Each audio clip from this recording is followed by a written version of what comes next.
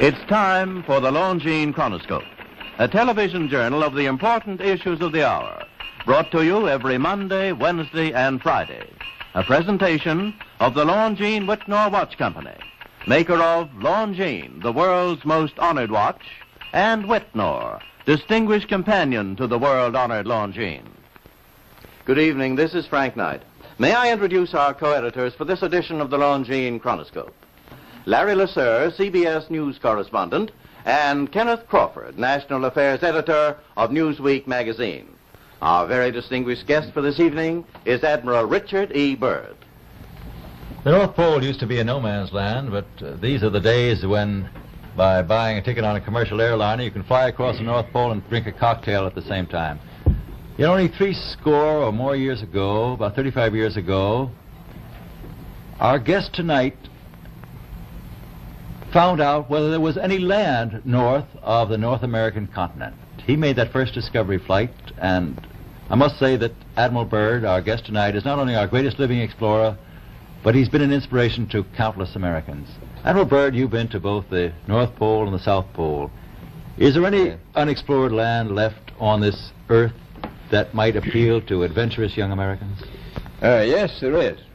And not up around the North Pole, because it's getting crowded up there now, because they find out it's really usable, not only to live in, but militarily. But strangely enough, there's left in the world today an area as big as the United States that's never been seen by a human being. And that's beyond the pole on the other side of the South Pole from Middle America. And I think it's quite astonishing that there should be an area as big as that unexplored. That's a tremendous So challenge. there's a lot of adventure left down at the bottom of the world. Well, Admiral, do you hope to see that? I do. Well, Admiral, Yeah. would you say that since you've been to both the extremities of Earth, are these expeditions to such far-off places, are they getting easier because of modern techniques, or is danger still close at hand? Well, it's a little risky, but nothing like it used to be with the old slow planes and the small cruising radius where we had to put down bases. We replaced the dog teams, and of course that was a big improvement.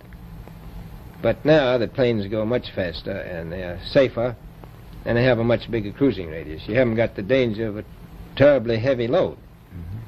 Admiral, an expedition to which I believe you're the advisor is now en route. What is that expedition doing? Well, that's the icebreaker Atka, and it's a reconnaissance expedition. It's going down to the South Pole area to make certain observations and to look for some bases. They will be back in April, and they will report back, and upon the information we get from that undertaking, we will base the bigger expedition that's to follow. Is that very definitely planned, or is that... That is being planned right now. So I'm willing to say to you that there will be a number of expeditions that will follow, I think, year after year, at the bottom of the world, because the government has really become interested. Well, Admiral Byrd, I can understand, I think everybody can, the interest in the North Pole because it's so near our greatest challenger, Soviet Russia. But why this interest in the bottom of the world? Nobody living down there, is there? No, it's pretty cold. There's only one permanent resident, that's the emperor penguin. The little ones live further north. I tell you one reason they're interested. It's by far the most valuable, important place left in the world for science. That's why the scientific groups all over the nation are really interested. But more important than that, it has to do with the future of the nation, those to come after us, or even during your lifetime, because it happens to be an untouched reservoir of natural resources. And, you know, as the world shrinks with an ever-increasing acceleration, far-flung places, once useless, like we thought the North Pole was, and no man's land, become very useful. The bottom of the world will be important, not only to us, but to our allies. I was going to ask you, does it have military importance? It has some, and as the world shrinks, it will continue to shrink with an ever-increasing acceleration. thus bringing these places closer. And in the future, I can see a time when it will be very, very important strategically. Well, has the development of air power increased the strategic importance of places like the very much Parma so. Peninsula, we'll say? Very much so. Even now, if anything happened and we lost the Panama Canal, we would have to control the islands just north of Antarctica, which are part of Antarctica. Then between there and Cape Horn. I've heard it said that there are 7 continents in the world, and one of them has never been seen by a woman, and that's Antarctica. Is that actually true? Well, if the Palm Peninsula is an island, as far as I know, that's true. No woman's ever stepped foot upon the Antarctic continent, and it's the most peaceful place in the world. Well, I'm sure that won't last very long. I understand now that you're working with the Arnold Bread Company in charge of frozen foods. Now, is there any future for frozen foods down these frozen extremities? Well, I think the human race can be helped by that. This was thought out by Dean Arnold, who's, in my opinion, a great humanitarian.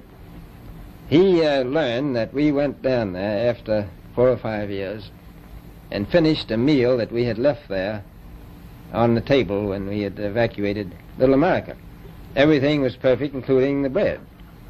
So he got the idea of this frozen bread, and already he sent some to Europe, and it worked very well over there for some of the starving people. So you can store it down to the Antarctic, and against the lean years, and you wouldn't have any people in the world really starving if you did that. Yes, in the event of an atomic war... You'd stay there forever.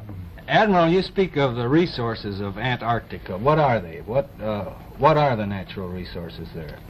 Well, we've found enough of coal within 180 miles of the South Pole in a great ridge of mountains. It's not covered with snow, enough to supply the whole world for quite a while. Well, that's the coal. Now, there's evidence of many other minerals. We are pretty sure there's oil. Now, that coal shows the bottom of the world. Now, by far the coldest spot in the world. Where that coal is gets 100 below zero in the winter. Well, it was once tropical. So we think there's oil there, and there's evidence, probably uranium there. Is it any secret? Is there uranium there? That would be the only thing that would be practical to actually go after, I suppose. Everything else would be economically unfeasible, wouldn't it? Well, as we recklessly expend our resources, the time will come when we'll have to go after that stuff down there. Well, you know, I avoided what you said about uranium. I'm not sure about that. I don't want to have the world fight over the Antarctic. And Robert, is there a competition among other nations to try to get information about Antarctica and possibly to secure some of these resources? Well, yes. There are now 7 nations very much interested. Russia is interested tremendously. That I'm sure of. Australia has an expedition down there. The Argentine, the Chile, New Zealand, Britain, and so on. Now, you can understand those people down there being interested because they live down there. The New Zealanders, the Argentinians, the Chileans, and Australians. And so we don't do much about claiming anything. Admiral, you make this sound a little crowded. Are there that many expeditions now there or en route there? Well, you know, as I said, it's the most peaceful place in the world, but I don't think it will be for long because of this intense interest on the part of other nations and this nation. Well, Admiral Byrd, are private expeditions a thing of the past? Is expedition and exploration, making expedition and exploration now purely a government function because of the tremendous cost No, I don't think so. I think down south it may be more or less a thing of the past, but not other expeditions that go there. A lot of them go north now. This latest expedition now on the way is a government expedition, I take it. Yes, that's the government. However, may I ask you, is there a great difference between the top of the world and the bottom of the world? There is. Now, the North Pole is the center of an ocean 10,000 feet deep. The South Pole, the center of a plateau, 10,000 feet high. The North Polar Sea is surrounded by continents that are slightly frozen. The Antarctic continent is surrounded by a belt of ice frozen seas of at least 1,200 miles thick. Now, the south is a plateau. It gets, in some places, 14,000 feet up. I've been over areas about 13,000, and it's a little bit chilly up there. So there's that big difference between the top and bottom of the world. The north really isn't very cold up there on the Arctic Ocean. Not compared to the south. Admiral Byrd, we often hear it said that our young Americans now aren't as hardy as their forefathers. Do you think that Americans do measure up to the standards, the physical standards and morale standards of the past? I do. I don't believe that. I think they're just as hardy. Well, what would you say was the most valuable factor on an expedition? Is it morale, or physical courage, or is it sheer equipment? Well, I've always thought that loyalty was by far the most important trait.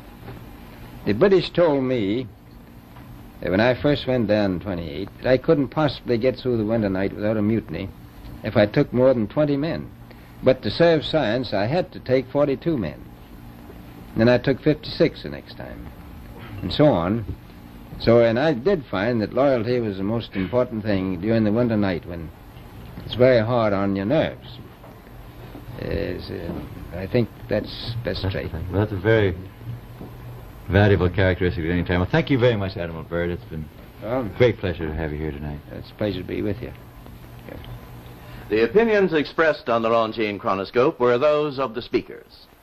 The editorial board for this edition of the Longines Chronoscope was Larry Lasser and Kenneth Crawford.